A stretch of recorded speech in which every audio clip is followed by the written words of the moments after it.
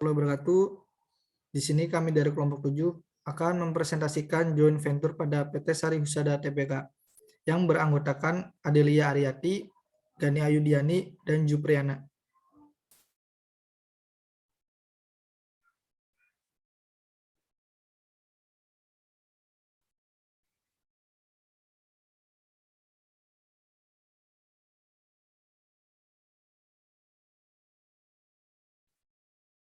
Di sini ada pendahuluan latar belakang.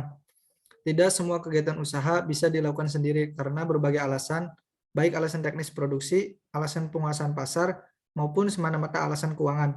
Maka beberapa orang atau beberapa pihak bersama-sama mendirikan suatu perusahaan, baik dengan pihak-pihak dalam satu negara bahkan lintas negara. Usaha patungan atau yang disebut joint venture merupakan suatu pengertian yang luas.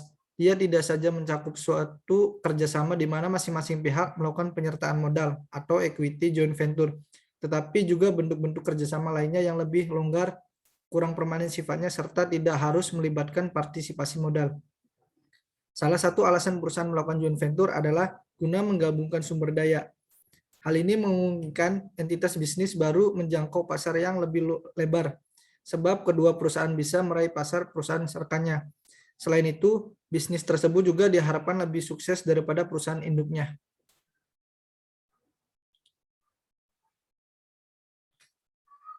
Di sini ada beberapa rumusan masalah. Yang pertama itu, apa saja metode dasar akuntansi joint venture, gambaran secara umum. Yang kedua, bagaimana penerapan PSAK dan IFRS pada PT Sari Husada Generasi Mahardika. Yang ketiga, apa alasan pembentukan joint venture pada PT Sari Husada Generasi Mahardika. Di sini juga ada beberapa tujuan. Yang pertama itu untuk mengetahui metode dasar akuntansi joint venture gambaran secara umum. Yang kedua, menguraikan konsep PSAK berbasis IFRS pada PT Sari Husada Generasi Mahardika. Yang ketiga, untuk mengetahui alasan pembentukan joint venture pada PT Sari Husada Generasi Mahardika.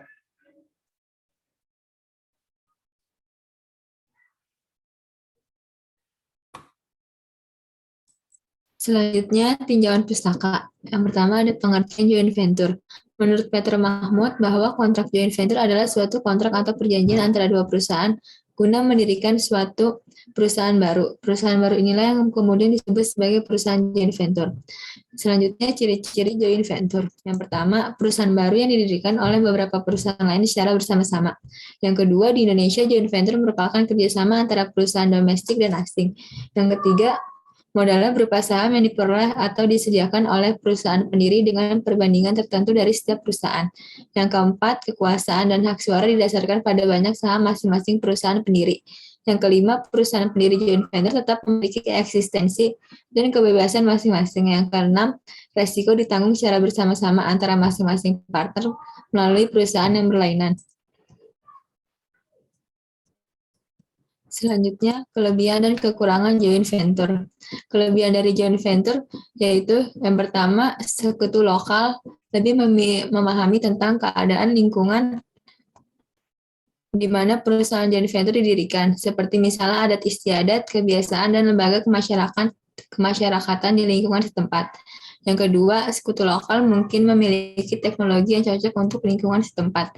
Yang ketiga, akses ke pasar modal negara tuan rumah dapat dipertinggi oleh hubungan dan reputasi sekutu lokal.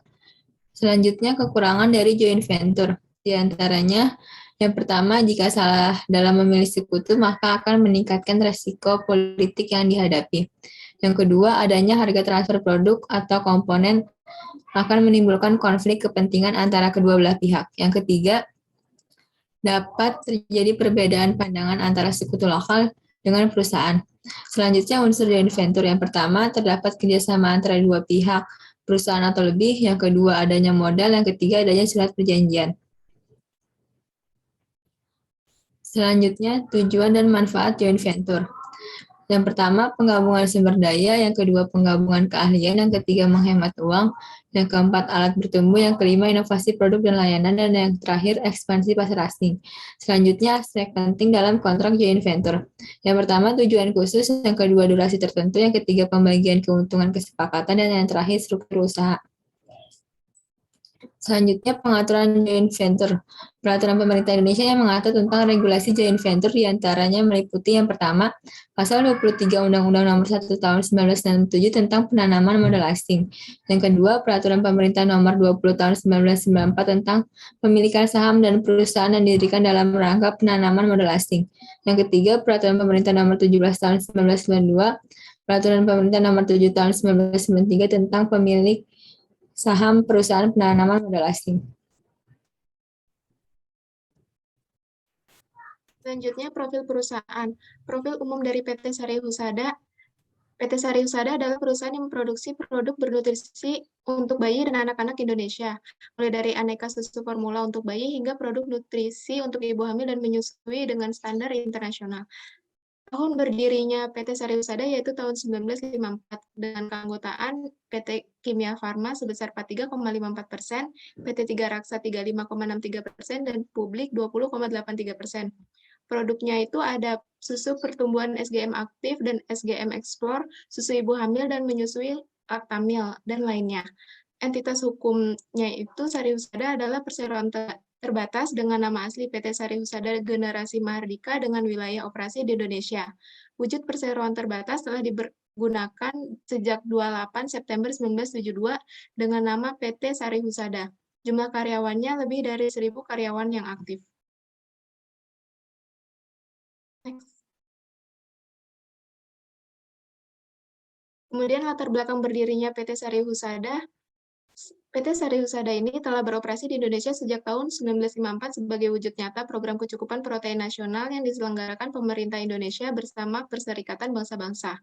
Pada tahun 1968, Envi Saridele dimiliki perusahaan milik negara.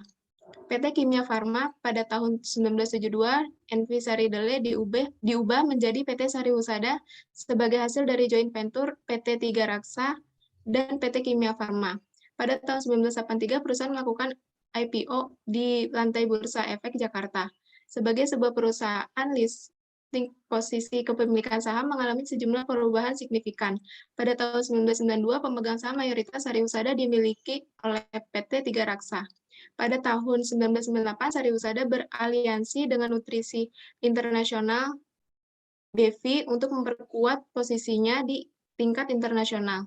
Di tahun 2007, Sari Husada resmi keluar dari BEJ dan Bursa Efek Surabaya dan merubah status dari perusahaan publik menjadi perusahaan tertutup. Kemudian tahun 2008, Danone Group memperoleh Royal Numiko sehingga menjadi pemegang saham mayoritas di Sari Husada. Tempat produksi produk Sari Husada berkawasan di Yogyakarta dan Klaten, Jawa Tengah.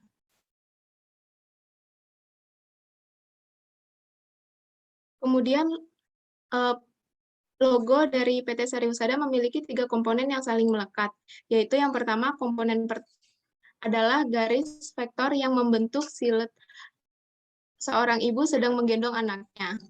Gambar ini mewakili fokus bisnis Sari Husada, yaitu penyediaan nutrisi sejak dimulainya pembuahan hingga anak-anak. Yang kedua, yang melekat di sampingnya adalah persegi panjang berwarna merah dengan tulisan Sari Husada berwarna putih. Warna merah putih mengacu pada Indonesia sebagai negara tempat Sari Husada lahir. Yang ketiga merupakan misi Sari Husada yang melekat di bagian bawah, yaitu nutrisi untuk bangsa. Adapun visi dan misi dari PT Sari Husada Generasi Mahardika adalah visinya yaitu menjadi perusahaan nutrisi terdepan dan terpercaya dalam melengkapi kebutuhan gizi, memberikan layanan dan edukasi kepada seluruh ibu dan anak di Indonesia. Misinya yaitu yang pertama memperbaiki nutrisi masa pertumbuhan anak-anak Indonesia, menyediakan produk nutrisi berkualitas, enak dan terjangkau yang merupakan hasil riset dan pengembangan yang sesuai dengan kebutuhan asupan nutrisi ibu dan anak di 360 minggu awal kehidupan sebagai penentu kualitas kesehatan di masa depan. Yang ketiga, berkontribusi untuk melakukan kerjasama dengan berbagai pihak dalam melaksanakan program sosial berkelanjutan yang berfokus untuk meningkatkan status gizi ibu dan anak. Dan yang terakhir, menghasilkan pertumbuhan perseroan yang berkesinambungan melalui sistem manajemen berkualitas tinggi dan pendekatan inovatif dalam budaya integritas tinggi.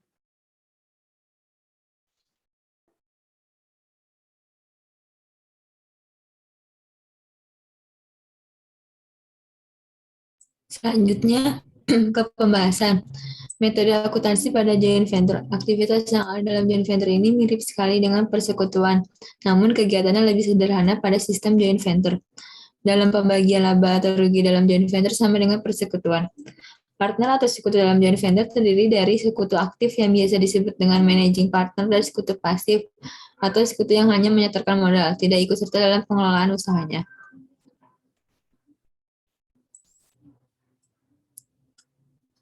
Selanjutnya, akuntansi untuk joint venture dapat dibedakan menjadi akuntansi joint venture. Yang pertama ada metode terpisah. Metode ini digunakan jika umur joint venture relatif panjang. Joint venture menyelenggarakan akuntansi secara tersendiri yang terdiri dari rekening aktiva, hutang, modal partner, penghasilan, dan biaya. Akuntansi untuk joint venture akan diselenggarakan oleh managing partner, sehingga partner ini akan menyelenggarakan dua pencatatan, yaitu untuk dirinya dan untuk joint venture. Yang kedua, metode tidak terpisah. Dalam metode tidak terpisah, joint venture tidak melakukan pencatatan akuntansi tersendiri sehingga pencatatan akan diselenggarakan oleh masing-masing partner. Yang pertama ada managing partner dan non-managing partner.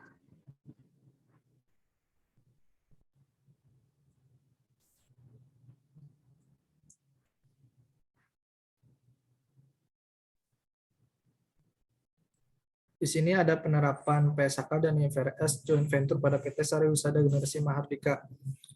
IFRS 11 atau di Indonesia menjadi PSAK 66 memperkenalkan terminologi joint arrangement diterjemahkan sebagai pengaturan bersama. IFRS 11 mengklasifikasi joint arrangement hanya menjadi dua, yaitu yang pertama operasi bersama joint operation, yang dua venture bersama joint venture.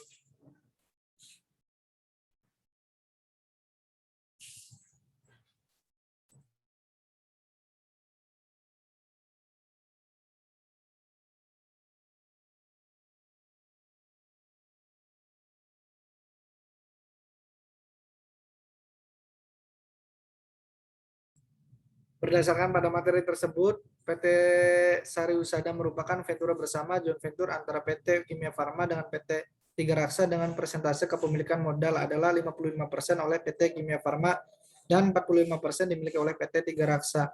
Jumlah modal tertanam seluruhnya adalah sebesar 350 juta, namun secara operasional PT Sari Husada baru menjalankan usahanya pada tanggal 1 Oktober 1972 dengan memanfaatkan fasilitas-fasilitas penanaman modal dalam negeri.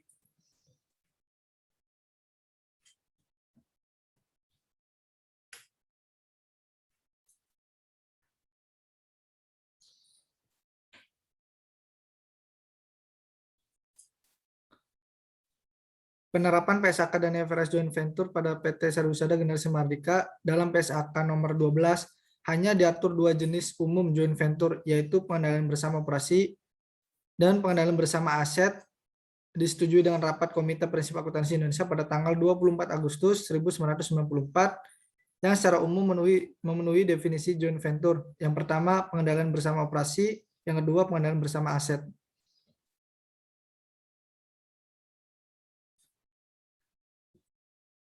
Dilihat dari penjelasan PBO dan PBA yang sudah dipaparkan di atas, PT Sari Husada Generasi Mahardika dalam suatu kerjasama antara PT Kimia Farma dan PT Tiga Raksa Satria atau biasa disebut joint venture merupakan menerapkan pengendalian bersama aset atau PBA karena mengendalikan dan mengoperasikan bersama produk-produk susu bayi serta produk nutrisi untuk ibu hamil dan menyusui. Setiap venturer menggunakan produk tersebut untuk mendapat bagian atas pendapatan dan memikul bagiannya atas beban yang terjadi sesuai dengan cara pembagian yang telah disepakati dalam perjanjian kontraktual.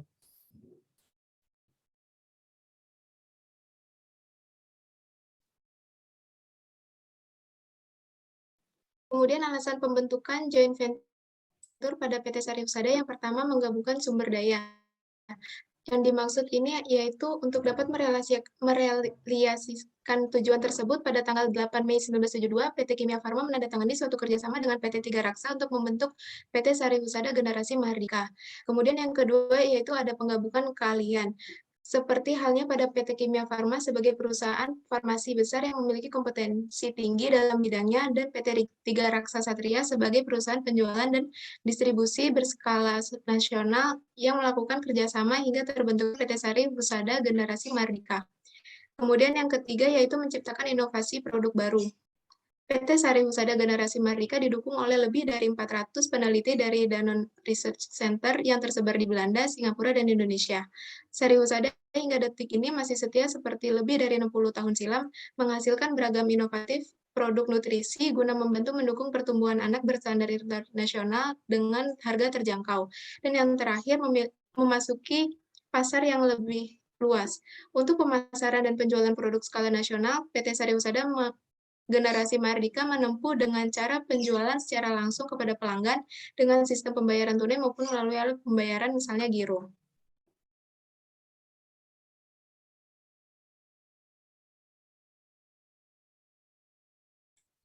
Untuk kesimpulan, profil umum tentang PT Sari Husada Generasi Mardika awalnya merupakan sebuah perusahaan yang bergelut di dalam produksi nutrisi untuk bayi serta anak-anak Indonesia dan ibu hamil maupun menyusui.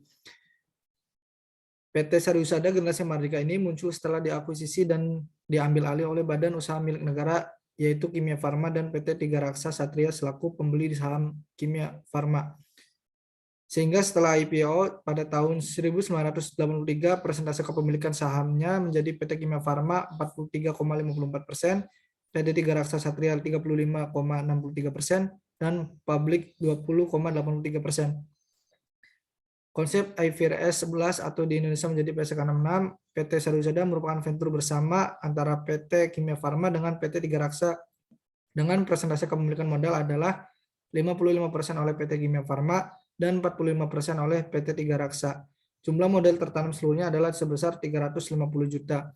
Dalam PSK nomor 12, PT Sari Husada dalam aktivitas joint venture menerapkan pengendalian bersama aset atau PBA karena PT Kimia Farma dan PT Tiga Raksa Satria mengendalikan dan mengoperasikan bersama produk-produk susu bayi serta produk-produk ibu hamil dan menyusui. Setiap vendoran menggunakan produk tersebut untuk mendapat bagian atas pendapatan dan memikul bagiannya atas beban yang terjadi sesuai dengan cara pembagian yang telah disepakati dalam perjanjian kontraktual.